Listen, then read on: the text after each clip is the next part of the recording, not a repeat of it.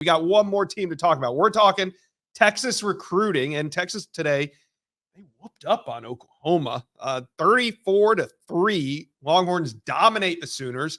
Georgia on deck. Next week, the visit list is going to be loaded. 5-star Michael Terry, 5-star Justice Terry, Javian Hilson going to be on campus, potentially Kevin Wynn.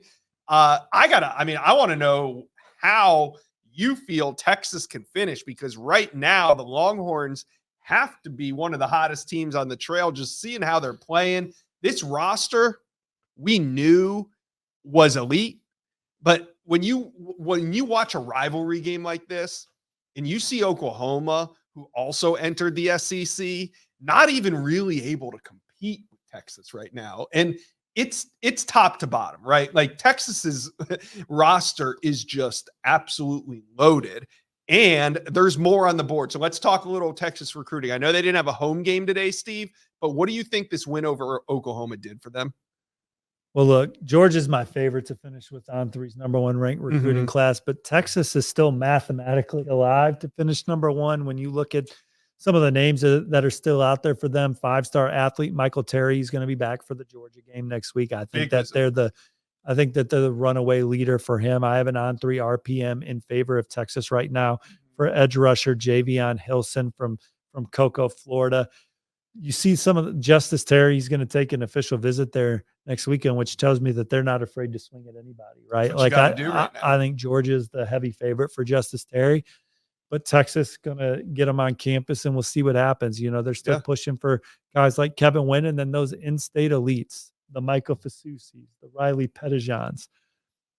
That's where it gets interesting. That's where you wonder, you know, and not to say that we're going to pencil any of these guys into the class. Right. But you get one of those flips to go along with, I mean, you know, I know we didn't talk about it, but they flipped Florida State wide receiver Dalen McCutchen on Friday. Speaking of that, Hayes had that news. Hayes, you broke the story on Dalen McCutchen flipping to Texas. And I had a chance to talk to him afterwards as well, but just what did he tell you about his commitment to Texas and just your impressions on this class?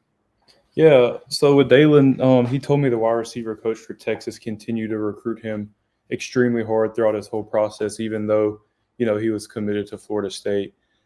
He also said that, you know, staying home was big for him as well.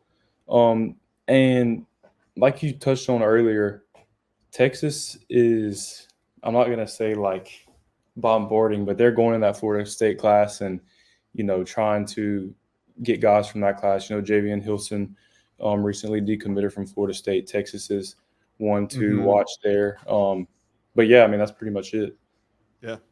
All right. Well, I want to ask you about Riley Pettijohn. So when Riley Pettijohn committed to Ohio State, it sounded like it was over between him and Texas. Has anything happened between the Pettijohns and Texas? Is there any communication? Well, I knew that. I mean, Texas, that's one where they were not ever going to go away. Riley Pettijohn's a great kid, football family, special athlete at the linebacker position.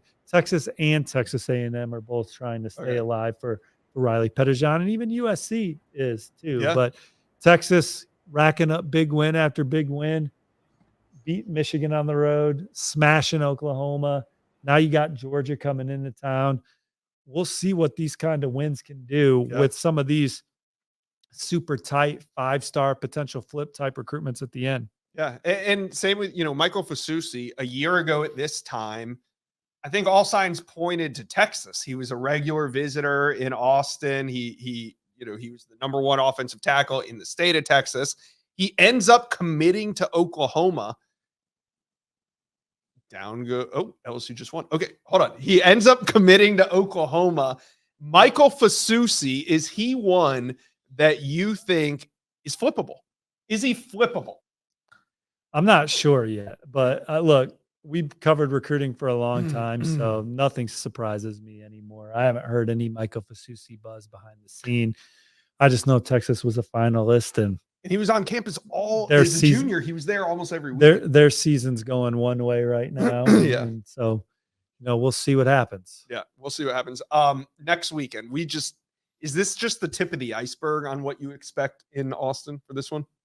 Yeah, I mean, I think you'll see all the state's top 2026s and 2027s. You'll see a lot of people from Louisiana and stuff. Louisiana's become an important state for Texas. I want to see if DeCorian Moore shows up. I know it's been very quiet. He's all locked into Oregon, but sometimes all it takes is a visit to a game like this to kind of re-spark that flame that, has been really extinguished since he committed on July 4th. No question. Or whatever date. Texas's receiver class came together without DeCorian Moore this cycle. How about that? Yep. So how about that?